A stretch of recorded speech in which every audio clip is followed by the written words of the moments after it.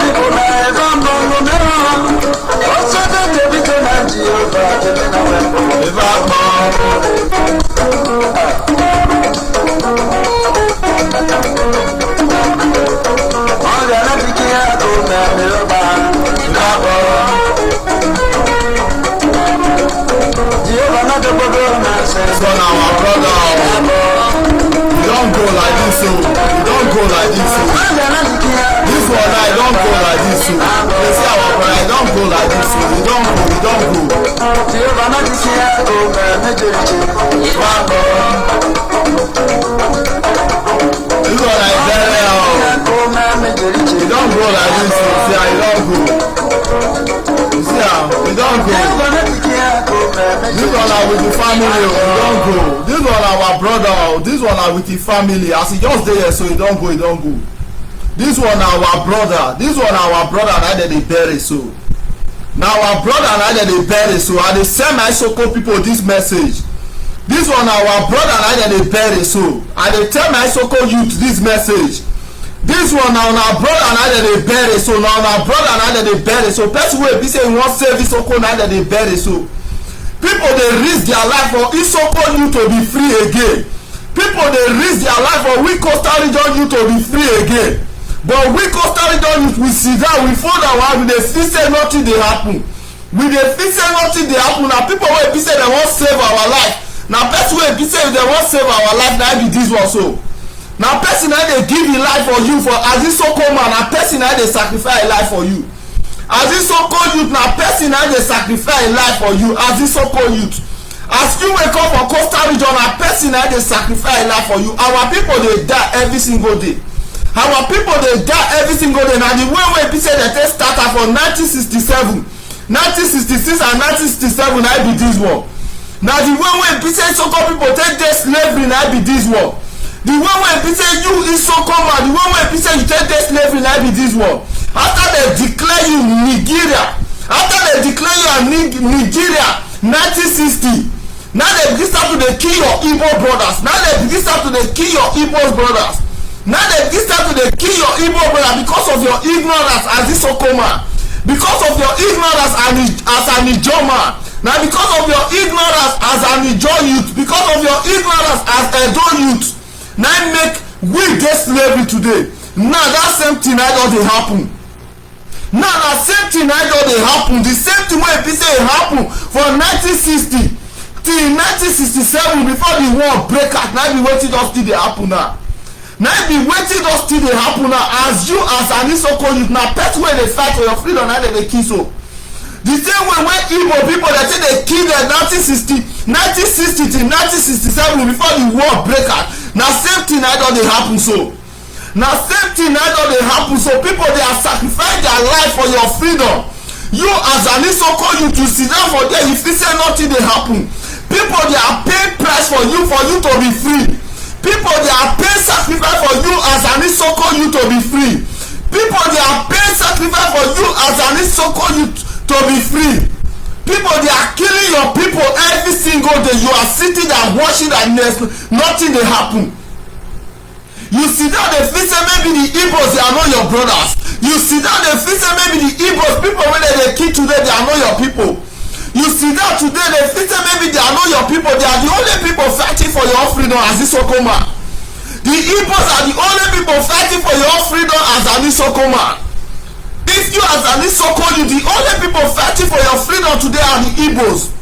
The only people fighting for your freedom today are the Igbos. The Niger Delta, they are not fighting for your freedom. Niger Delta, they are only using that name Niger Delta to slave you.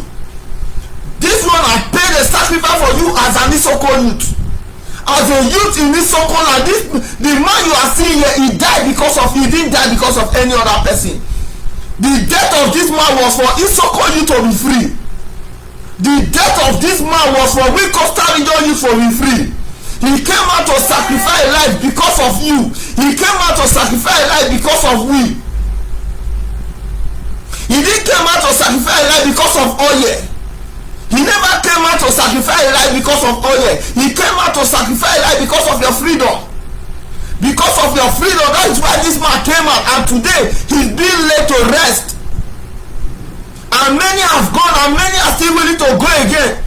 And they ask my Isoko youth, what are you doing to build this Isoko land again? What do you they do till they build this Isoko land? What future do they give our children? As this your youthful age in this Isoko land, what are you giving to the new generation in this Isoko land? Our parents fail to build a better future. That is why we in Isoko youth today we are suffering. Our parents fail to build a future. That is why we in Isoko youth are suffering today. It was say our parents for Costa Rica fight with the Igbos. I believe that they for defeat the zoo called Nigeria. Meanwhile, our parents they were busy fighting against the Igbos. Most of our people they were busy killing the Igbos, killing their own brothers. If you go back to your Google and ask your Google what is the relationship between the Isoko and the Igbos, it will tell you clearly. If you ask your Google what is the relationship between the Igbos and the Costa Rica, it will tell you clearly. And they talk about before the British enter our land, they call us, we were all living as one. We were all living as one before they brought the so-called religion, Christianity, when they come to destroy we today. We were all living as one. When the British fully bring their religion Christianity into Sokoland in 1911, we were all living as one. We were already bearing the name Ogene. We were already bearing the name Ogene. We were already bearing the name Ogene. The reason of this man's death was the British. The reason why this man died is because of the British. Our people have been dying from 1960 to date. Our people have still been dying till tomorrow. I'm asking my so-called youth, what are you using to what legacy are you giving to your children? What are you building? What are you building? Are you building so-called land for the next generation, or we are selling so-called land for the next generation? Strangers are coming to Isoko land every single day. Because they pursue Isoko children come up for Isoko land. The reason of this man's death was because of Isoko. The reason of this man's death was because of Isoko. As a youth in Isoko land, this man was fighting for your freedom. That was why you see and say he did this place where he said day today. The only purpose why this man died is because of you. This man not died for any other reason. The only reason why this man gave down his ghost was because of you, not because of any other thing. Not because of any other thing. The only purpose why this man gave the ghost now because of you as Isoko man. The only purpose why this man gave the ghost now because of you as an Isoko man. Your brothers they die every single day. Your people they die every single day. You Isoko youth, you not shake. You know the able they feel and say now your brothers now they die every single day. The Fulani they are killing your people every single day. You are not even feeling about it. After all, say that you never reach Isoko land. Meanwhile, there is Isoko land. There is nothing in Isoko land. Meanwhile, there is nothing in Isoko land. There is nothing. But meanwhile, your Igbo brothers they are trying to set you free as an Isoko youth. You are not feeling anything. You know they able to feel concerned. All your race, okay. I'm not saying you don't maybe they don't give you that name nigga data. The people that have tried to stand Isoko, people when they say they don't try stand Isoko people and they still pursue them come out. The people when they don't try stand Isoko, people when they say they won't fight for Isoko now, we Isoko youth now we see they pursue them come out. This is this person where be say a day or so, you know you die for nothing. Now because of your freedom and they can die, this person where be say you dey see so, You know you're there for nothing, and because of you Azani Sokoma, for you Azani Sokoma to be free, now make this person die. The people wey dey die today na because of you Azani Soko youth. For you Isoko youth to be free, now make these people dey die. And they call my Isoko youth. You people should rise up and support your freedom.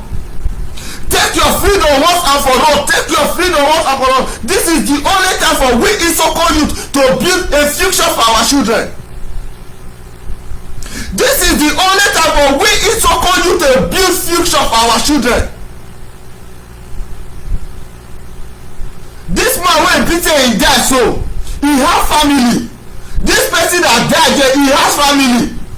Now he don leave the family because of you, but you, your stupidity, your foolishness never still make you know say these people they are fighting for your own benefit, not for their own benefit. They are not fighting for Isoko because of oil.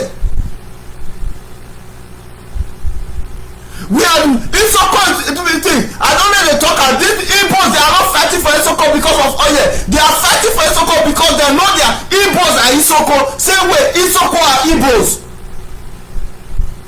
Martin can we make it clear that we all are Igbos. 100% we all are Igbos. We all are Igbos. If you even ask Gogo will tell you that yes, these people they are one. If you even ask Gogo will tell you that these people they are one. He tell you wetin bind us together. The first thing wey Gogo go give you na culture.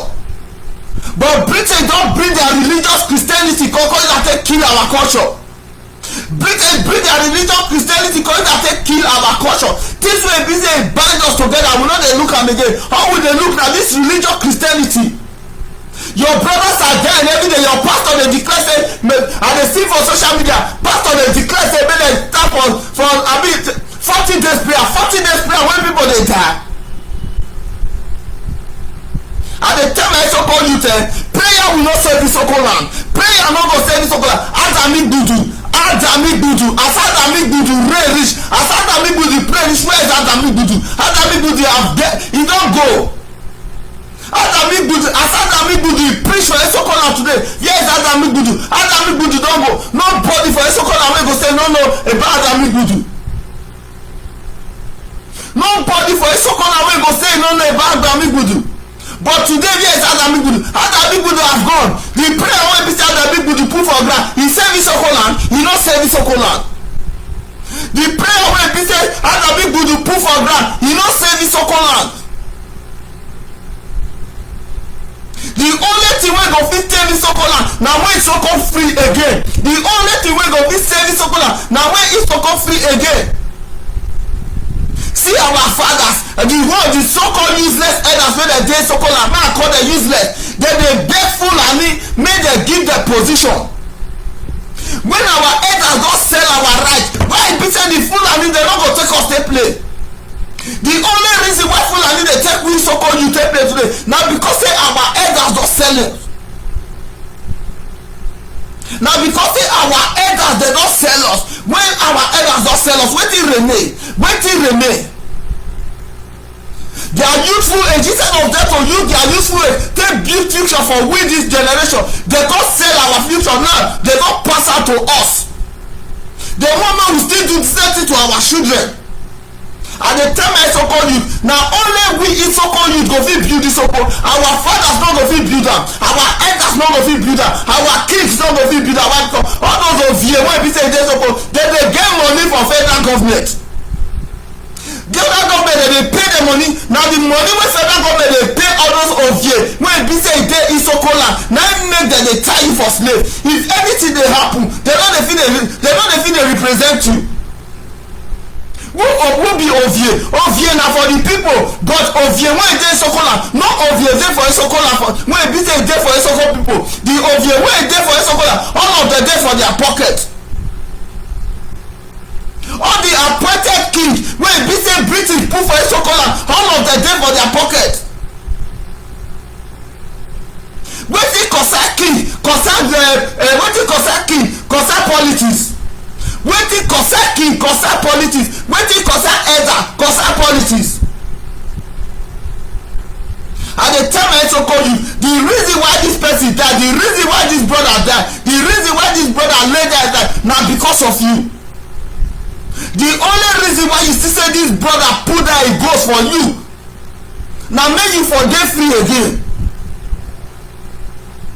The only reason why this brother give down his ghost na make you for you as an Isoko youth, make you for dey free again. I dey ask my Isoko youth, what are you giving to Isoko generation? Wetin be the legacy wey we wan put for down for Isoko? If we die, we just die rotty. The hardship wey be say dey Isoko, you no know say na we youth na go fit comot the hardship. If the youth no fit build Isoko, who wan come build Isoko? Na the little children, the innocent children wey be say they no know anything, na they wan come build Isoko. Even the Bible wey you dey read as an Isoko youth, the Bible wey be say the British come put for your hand come take deceive you, wetin the Bible tell you? E say na you youth, na you be the strength of Isoko. The strength of Isoko na youth. Wetin your former president talk, that useless man wey be say brother, he say you people are lazy youth. He say Isoko youth are lazy youth, but when e don reach the time of election, they go beat am to dey join our head together. When e don reach the time of election, when they wan give una gun, more na begin start to dey scatter ballot box for them, una no be lazy youth. When they wan begin start to dey declare God, when we wan begin start to dey sell power, una no be lazy youth. But when they don get the power, una be lazy youth. I dey tell my Isoko people, nobody go fit build Isoko. Na we youth, na we go fit build Isoko. Our parents no fit build Isoko. Our kids no fit build Isoko. Our children no go fit build Isoko. Na we youth, na we go build Isoko. I dey tell my Isoko National Youth Council, I dey tell the president, you are there to serve Isoko. You are not there for yourself. If you are the youth president, I dey tell the youth president of Isoko, abeg dem no let me say this message. Any person wey be say fit meet the national youth president of Isoko, may he tell am he is there to serve Isoko. He is there to build Isoko. He is not there for himself. See, last 2 years the national youth dem dey protest for job. People dem dey protest for job, dem dey beg Alamajiri make dem employ dem. Last 2 years dem dey beg Fulani make dem employ dem. The so-called elders dem dey write letter dey give Fulani say abeg make dem consider dem. I dey tell my brother for Isoko, na we youth na we go fit build Isoko. Nobody go fit build Isoko. Na our responsibility to build Isoko. Nobody go no fit say Alamajiri go come for north come build Isoko for you. No fit say one Fulani go come for north come build Isoko. No Fulani go come build Isoko for you. For Isoko to be great again, now with this generation, now we go fit make Isoko great again. Now with this generation, that thing wey be say our parents they don say, na that thing wey be say they don give us, we need to bring her come back. How many Fulani dey rule Isoko? Na be one thing wey I dey ask. How many Fulani? Even though say the Fulani dey use army, dem dey use this thing. How many police station? How many police station dey Isoko land? If e too much say Isoko people even say dem dey police wey be say dem dey kill Isoko you, we no go enter the house begin start to dey kill dem one by one, make dem know say na their own children future na wan build. I dey tell my Isoko youth freedom dem no dey get am for free. Freedom dem no dey get am for free. Now na the time for Isoko youth to wake up. Make every Isoko youth wake up. Why? Because nobody go give you your freedom. Nobody go come carry your freedom give you. The reason why this my brother die na because of you as an Isoko man. Na because of your children na im make this brother give you ghost. People wey dey come out today wey be say dem dey fight for Biafra, na because of your children na im make dem dey fight for Biafra. They are not fighting for Biafra for only you. Dem dey fight because of Biafra for your children. Go Isoko na nothing wetin every day Isoko na people dey even no be for God the full Delta state. Wetin dey the full Delta state? Wetin dey the full Delta state? Boys dey jobless every day. Wetin every day the full Delta state? Maybe no even talk about Isoko. Wetin dey the full Delta state? The full Delta state apart from money wey be say dey thief, wey be say dey collect for Fulani, wey Fulani say dey give them, wetin dey be full Delta State? I dey tell my Isoko people, nobody go fit give you your freedom. Na only you na go fit fight for your freedom. Freedom, they no dey negotiate am. They no dey negotiate freedom. Say negotiator, they no dey negotiate am. If you feel say maybe Alamajiri go come give you your freedom, you dey lie.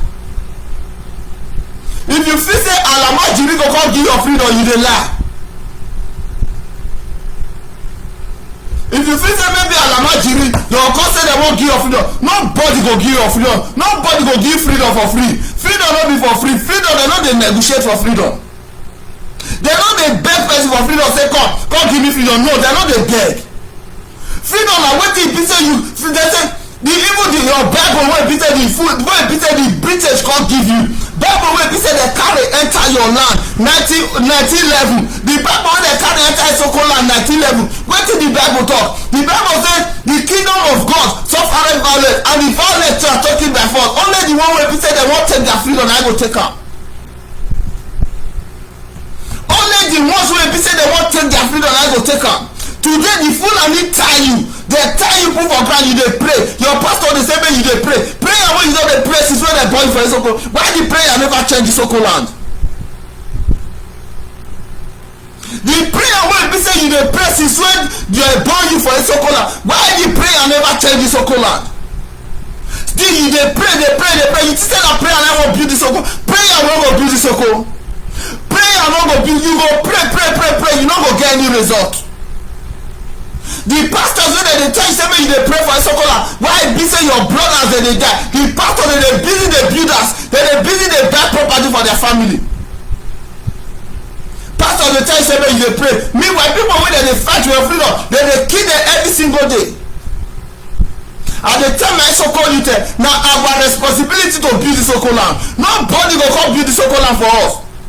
We are even lucky say the Igbos that they even dey fight for us. We are even lucky. Why? Because nobody go fit come build your land. Na only you na go fit build your house.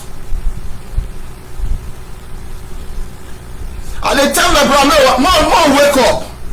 The reason why this brother die na because of you. This brother no die because of any other thing. The reason why this brother wey dey here die na because of you as an Isoko man. Now make your future for day okay. Now make this brother die. This brother no your give up because he no give up because he needs your oil. He no give up because he needs something for Isoko land. Wetin Isoko people get wey be say they wan give am? Wetin Isoko people get? Isoko people wey be say they no even the way be say they never even fit live their life. Wetin they wan go offer person? Isoko people wey dey beg for wetin they get, wetin they wan go offer person? The only reason why this brother die, na you as an Isoko man. Now if I wan say who kill am, na you as an Isoko man, na you kill am. Na you as an Isoko youth, na you kill am.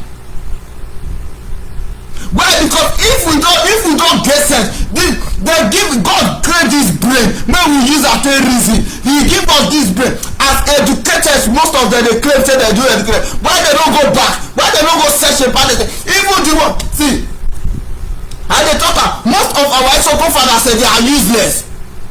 Make they not talk, make they not say I dey curse elders. I know they curse elders. I know they curse anybody, but most of the Isoko fathers they are useless. Why? Because now they put we youth of Isoko for slave today. The reason why this brother died, now most of Isoko elders, because they fail to tell their children the truth. They fail to tell their children the truth. They hide the truth for us. After I say most of Isoko children they still blind. And they tell my Isoko youth, now only we go fit build Isoko. Nobody go fit build Isoko for us. If Isoko wan live better life, now we Isoko youth go build am. No be to come back and say Isoko wado Isoko wado say shaware you no even know yourself. Isoko wado wetin you dey wado for wey be say everything no dey okay? You dey say Isoko wado you dey wado wey be say Isoko no level for Isoko. Wetin you call dey wado for? Wetin you dey greet there for? You dey greet useless greeting. Who you call dey greet? Your brothers are dying every day. You are not showing concern. You dey chat say you be Isoko Wado. Even the youth council, the chairman of youth council, you no even fit voice. You no even fit voice. Wetin make dem come elect you as chairman? Wetin make dem come elect you as president? No be to stand for Isoko youth, but meanwhile I dey talk whether na foolishness o, whether na stupidity o, whether na interest I no know. The main reason why this brother die na because of you. The main reason why this brother die na because of you. Na make Isoko na free na make this brother die. If Isoko na thing, the only reason why the people dey die, the only reason why people for Enugu dey die, the only reason why people for Ebonyi dey die, na because of you Isoko man. Na because of you Isoko youth. Na because of you Isoko woman.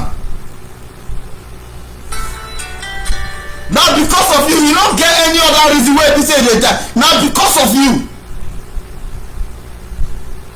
Na because of you. No other reason why dey make plenty dey die. Na because of you. I dey tell my Isoko youth, more na wake up, more na support Mazi Nnamdi Kanu. Na only Biafra na go fit save Isoko again. Without Biafra, Isoko no fit dey free. If Isoko na wan dey free again, na only Biafra. Who are you before the British come? Who are you before the British come? You know they go check back about your history.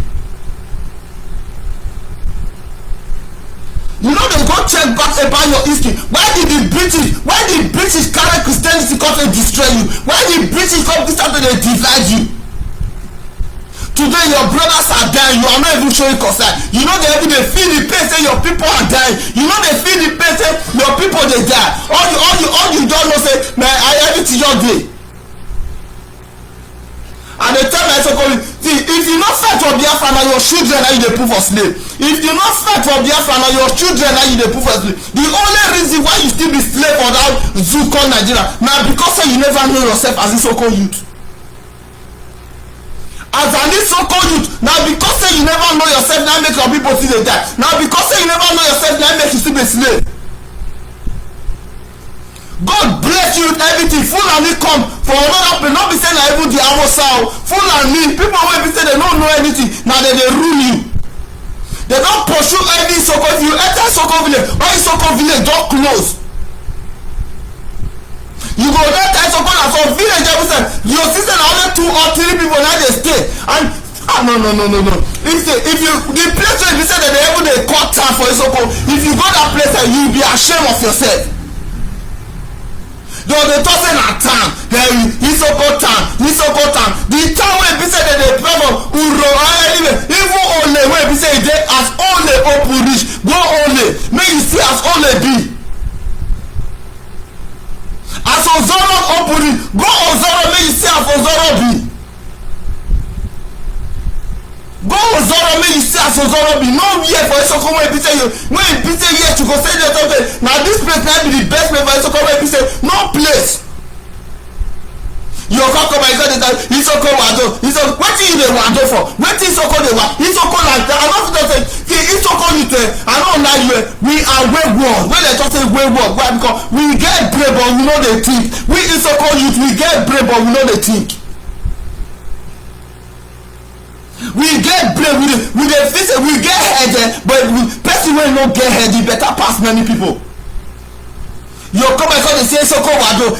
Wetin you dey wado for wey be say you no dey free? Wetin you dey wado for wey be say you no dey free? People dey die because of you every single day. People dey fight for your freedom because of every single day. But you as an Isoko you sit down you feel say life don good. Meanwhile you be slave.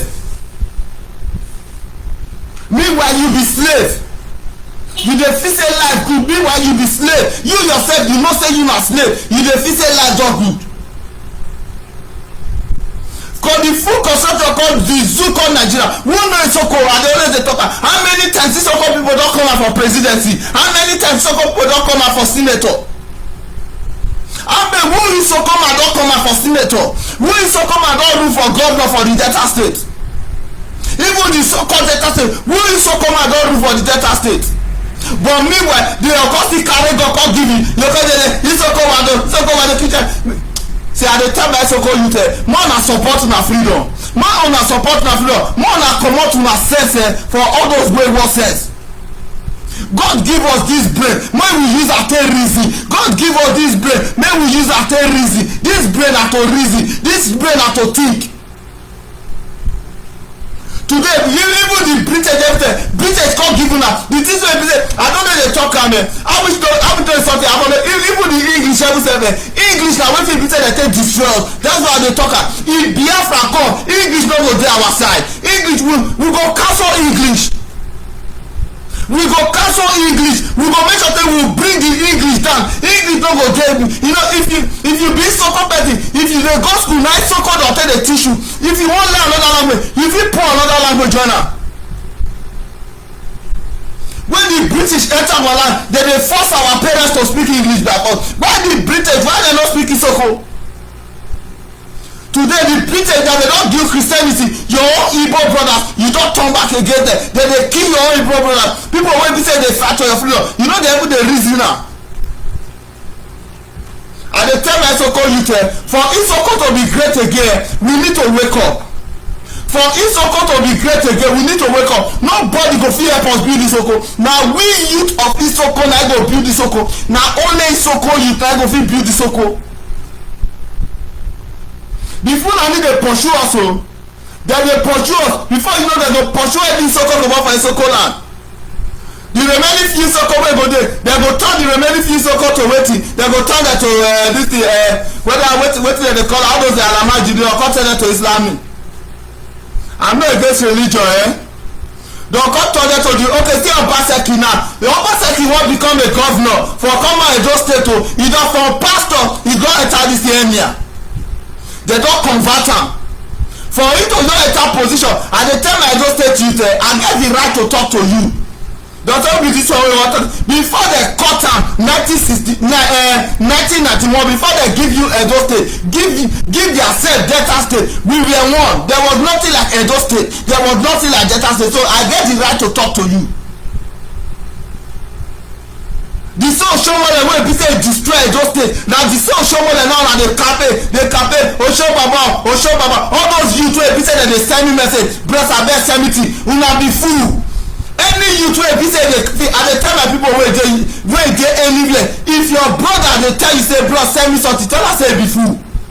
If you are a youth, you go send me message say Clem abeg na how far na send me something, you are a fool. This time now you suppose to get sense. Now this time now you suppose to know say all these people they no get your future. All these people they no dey plan for you. You dey campaign for Ezeyamu, you dey campaign for Obaseki. Meanwhile at the end of the day they go turn you to mumu. People wey dem dey call say you be lazy, people wey dem dey say you lazy, na those people na you wan still carry gun dey kill yourself for.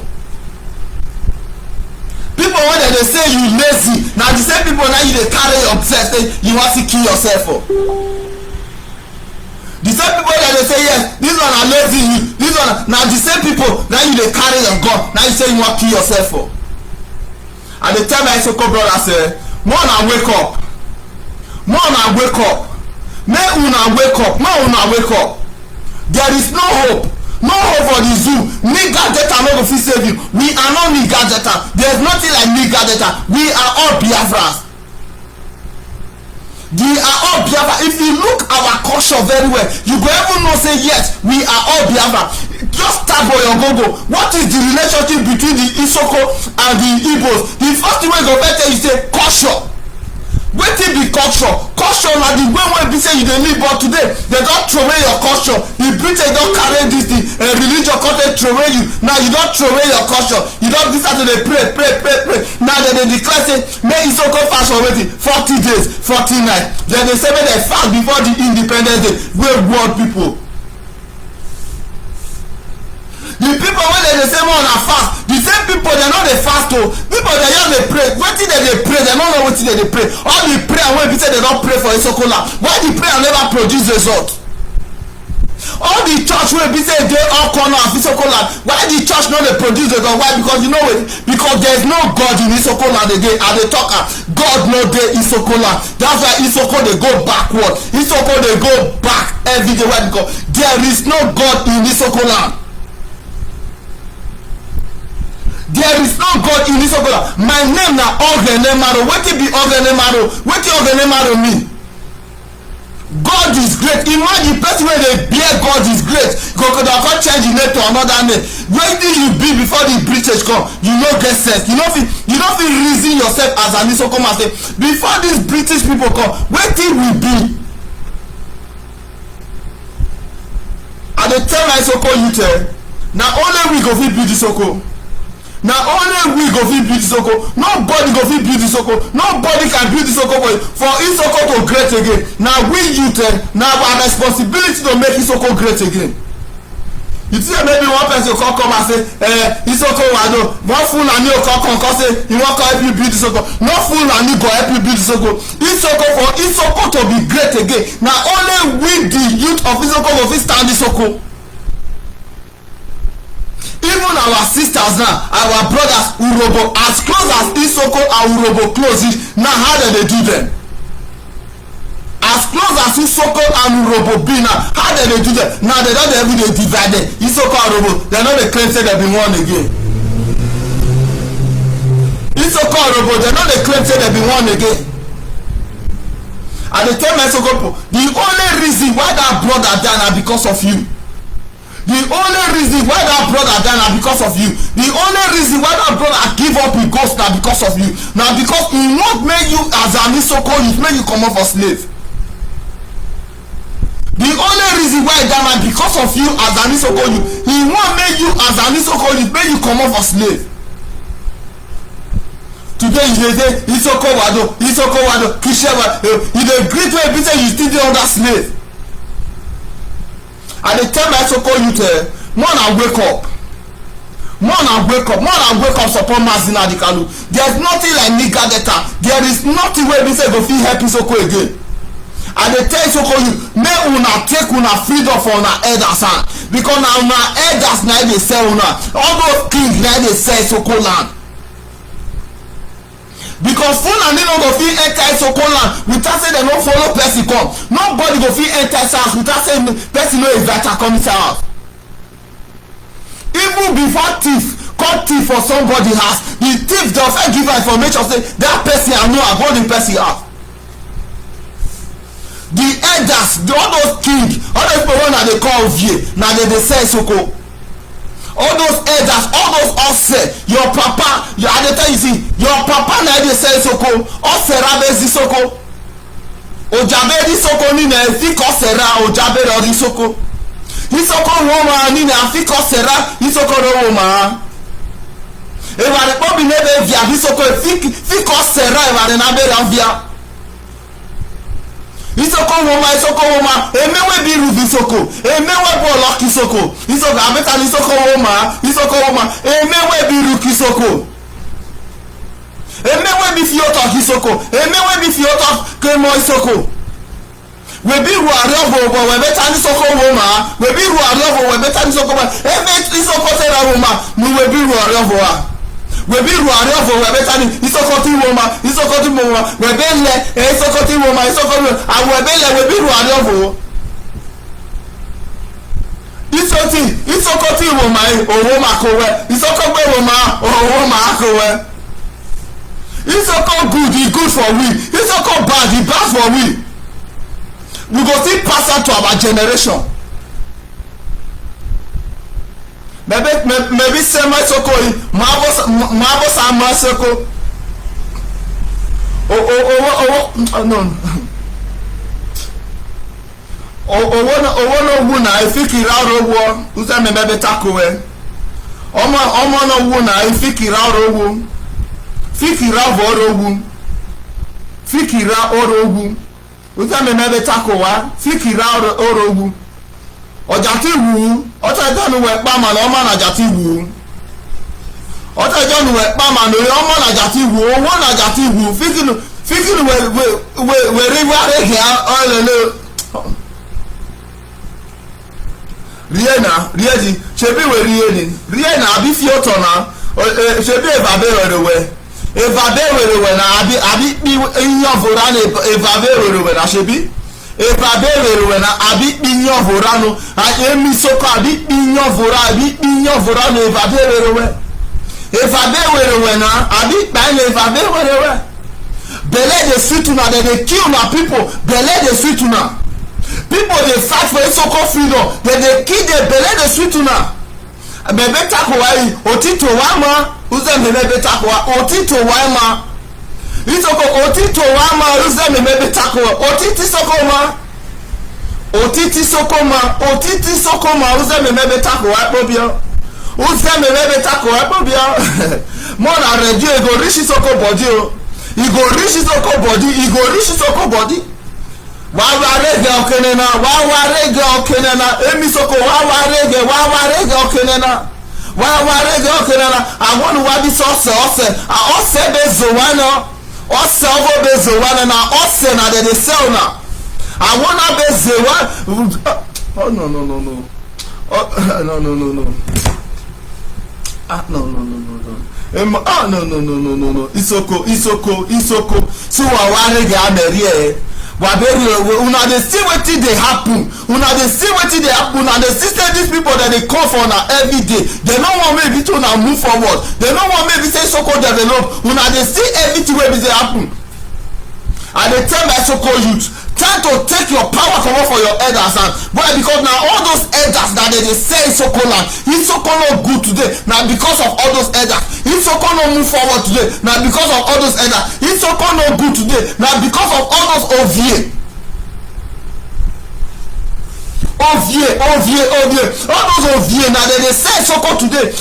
The only people wey dey make Isoko become slave to the Alamajiri today na all those OVA, all those elders wey be say the youth don give tax. But when be say something don start, dem come push una for front. Emi Soko wakpo baro, why me Soko wakpo baro. But when don reach the time wey be say dem wan take sell una, are gini wa fi emu. When don reach time wey be say dem wan take sell una, dem push una for back. But when dem don sell una finish, dem push una for front. Emi Soko wado, kishe wade. Wetin you call the wado for? When be say the set Isoko youth, everybody dey run comot for Isoko land. Everybody dey run comot for Isoko land. Wetin you call the wado for? I think they tell my Isoko you, the only reason why this brother die na because of you as an Isoko man. The only reason why this brother give the ghost na because of you as an Isoko man. The only reason why people dey die for Ebonyi state, the only reason why people dey die for Enugu, the only reason why IPOP dey die today, the only reason why those wey dey fight for Biafra dey die today, why those wey dey fight for Biafra dey prison today, na because of you as an Isoko youth. If you don wake up, I no believe say all this nonsense dey happen. I dey tell una support una no support. When e go start ote mu onori otito wa kpobi oma uzeme mebe tako wa ote mu onori emo na te mu ono otito moma re. E go reach your body, e go reach my body. You support, you no support, e go reach your body, go reach my body. Otito ma kpobi oma uzeme mebe tako wa otito ma kpobi oma uzeme mebe taki Soko otiti Soko kpobi oma uzeme mebe taki Soko otiti Soko kpobi oma no àwọn kpobi vi Soko yi no okay na te notasha obodo kenenu kanu ma play my music. All hail Biafra.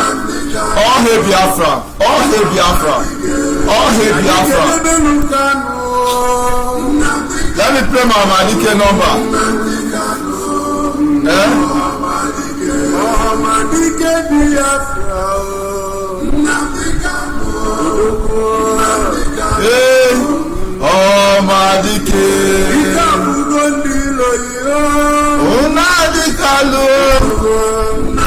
May Soko rise up upon Mazina the Kalu. Rise up and support Mazina the Kalu. Biafra is the only hope. You Soko have no hope except Biafra.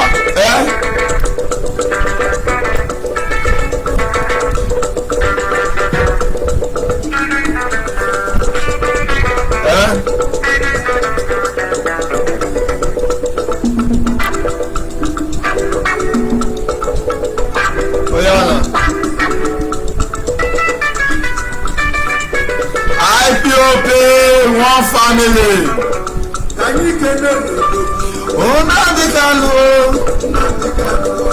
Oh Malike. May his soul rest in peace. May my brother soul rest in peace. May my brother soul rest in peace. May my brother soul rest in peace.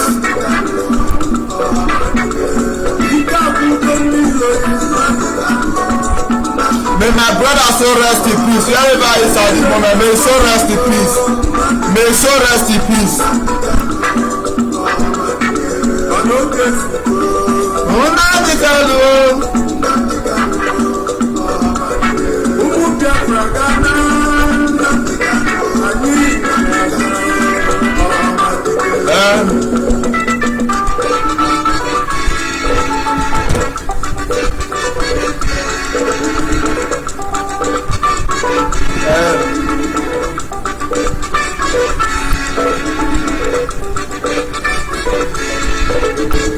IPOB one family.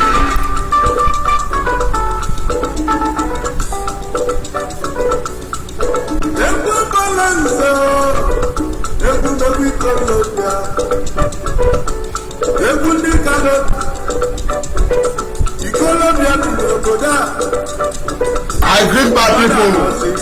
I greet my people. I love you all. I love you all. Biafra is for sure. Biafra is for sure. They're not a denier. Rest in peace to those ones that have lost their life. Rest in peace to those ones that have lost their life. But we don't go give up. We don't go give up. Until Biafra come, we don't go give up. We are coming back to bring down the zoo. Anything where they chop, we go let them know say we go chop am. Anything where they wear for body, we go let them know say we go wear am. Any juju wey be say dem put for body, we go know say we go put am for body. Na once that man dey die. All hail Biafra, all hail Biafra, all must hail Biafra, all must hail Biafra.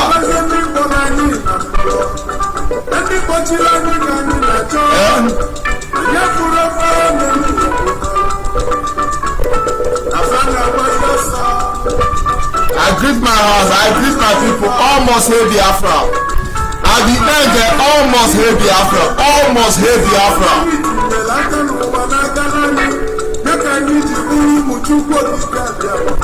Nnamdi Kanu. Now the God sent to Sokolado. Emese kọ́ lè hẹ́ fíọ́sà náà zọ. Ọ̀rẹ́ náà bó fíọ́sà náà zẹ ọ̀sẹ̀ mẹ́mẹ́ bí takò wá. Ọ̀sẹ̀ mẹ́mẹ́ bí takò wá kóbi ọ̀rẹ́ náà bó fíọ́sà náà zẹ. Ọ̀rẹ́ náà zẹ.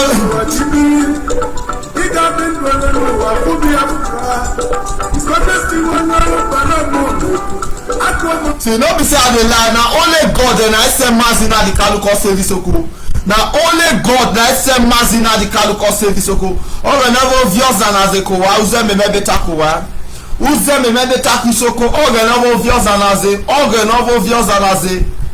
Ọ̀rẹ́ náà bó fíọ́sà náà zẹ. Nobody wey be say fit do wetin dey do. Nobody wey be say fit do wetin dey do. Nobody for Isoko land who don come out for Isoko land come do wetin Mazi na the Kanu dey do for Isoko. Nobody. Meanwhile all those na so sell na dem dey sell Isoko, so sell na dem dey sell am. Nobody fit do wetin Mazi na the Kanu dey do for Isoko. Uze meme be tapo wa po mi wa pama wa koma kugbe. Wa koma kugbe. Uze meme be tako Isoko.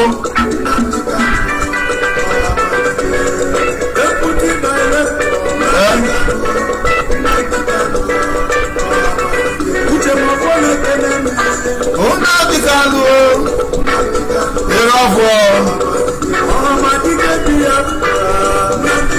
ọmọ adíjẹ́ one of Biafra land irọ́fọ́.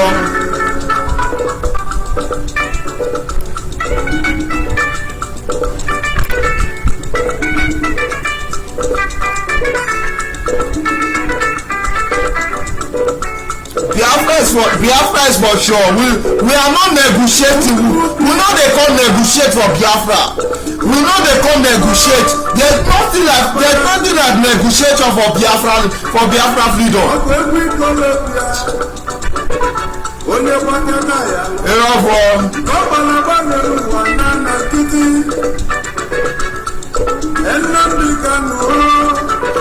Omadike Biafra. We no dey negotiate o, no negotiation. We no dey come negotiate. We no dey come negotiate o. All those wey the zeal just dey carry gun dey feel like say when time don come we go know we be men. When time don come we go know we be men because all this killing wey be say dem dey kill the killing need to stop. All this killing wey be say dem dey kill the killing need to stop. All this crap wey be say dem dey kill the killing need to go stop. And dey talk am when e don set all men dem go know who be men. All men dem go know who be men. That time dem go know say yes men dey. That time dem go know say men dey. That time dem go know say men dey. When e don set dem go know say men dey. See, even though say you dey Biafra land, you dey support all those zoo politicians, all those zoo army. You dey kill Biafra children. Even though say you na police o, you na army o, you na anything for Biafra. When the time don come we go kill you. We go kill you. We go kill you. As long say you dey kill your people, we go kill you. We no forget forgiveness o. No forgiveness. Dem dey talk no forgiveness. Forgiveness don pass. Forgiveness don pass. Forgiveness don pass. When dem talk say forgiveness, forgiveness don pass. When dem talk say forgiveness, forgiveness don pass. The time of forgiveness don pass. When the time don reach there is no forgiveness. Dem dey kill us now, dem no dey forgive. No be when we don retaliate, no be when we don retaliate, no be we come forgive, na lie. No forgiveness. I dey tell my Isoko youth, emo Isoko wa warege okene na wa warege. I dey tell my Isoko youth, make una get sense this time. Make una get sense this time. This time I dey tell my Isoko youth, make una get sense. Make una get sense. Na fit build Isoko again. Na Isoko fit stand again. The Isoko wey we dey talk Isoko Wado. Na we suppose to stand Isoko. Every Isoko youth you na suppose when you hear that sometimes when I dey see my Isoko youth you go just dey pay me say na all this one like be Isoko youth, all this one no suppose to be Isoko youth. When our fathers dey fight that time when dem dey sing turururu oma when dem dey sing all those songs that opianyazi no oma carry cutlass, make you carry cutlass. When dem dey tell you they say war don come, when you hear Isoko man talk that turururu oma dem dey tell you say war don come, make you carry cutlass, protect yourself. But nowadays youth, which can useless when they talk about Christianity, pastor they beat. No. Isoko youth, I no lie you, una dey fail, una no even know where una for dey come. Isoko youth una no know the reason why they talk say Isoko turn up here. Una no know the reason why they talk say some people dey say Isoko turn up here. They no know the reason why they say Isoko turn up here. They no know say Isoko don fight many war.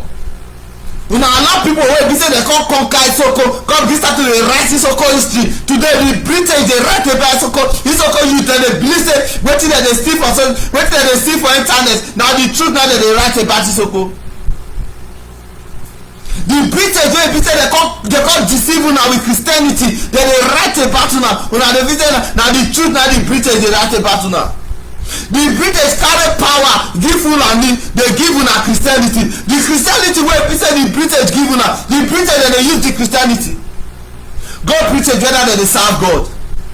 God British whether dem dey serve God. Today una dey pray we be Christian. You no know wetin British come give you. They come put you for slavery say you be Christian. They come put you for slavery say you be Christian. I be Christian my God will fight on you. Your God no go fight on you. I dey tell you your God no go fight. You dey say my God will fight my battle. They say my God will fight my battle and I shall hold my peace. See man let you know God no go fight your battle. God no go fight your battle. Your peace they don take am. Your peace they don take am. Nobody go fight your battle. Nobody say my Bible said this thing. My Bible said no weapon fashioned against me shall. I no lie you, then they kill you, they go. Your weapon they prosper. The weapon wey they fashion against you, all of them they prosper. All of them, if the weapon no they prosper, Isoko forget light.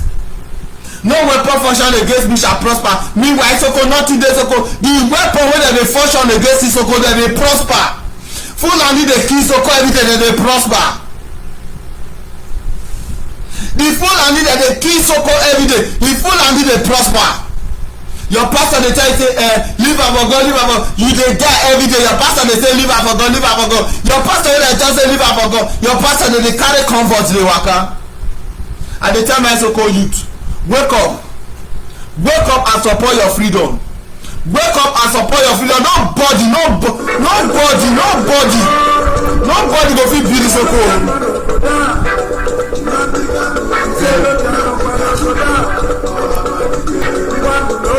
Nnamdi Kanu, wake up and support Mazi Nnamdi Kanu. Biafra is the only hope. Without Biafra, no hope. The only hope for Soko land na Biafra.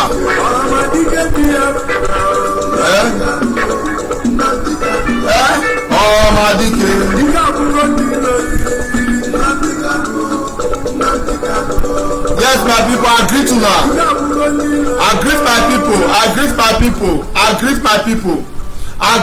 people. IPOP, one family. We shall achieve Biafra.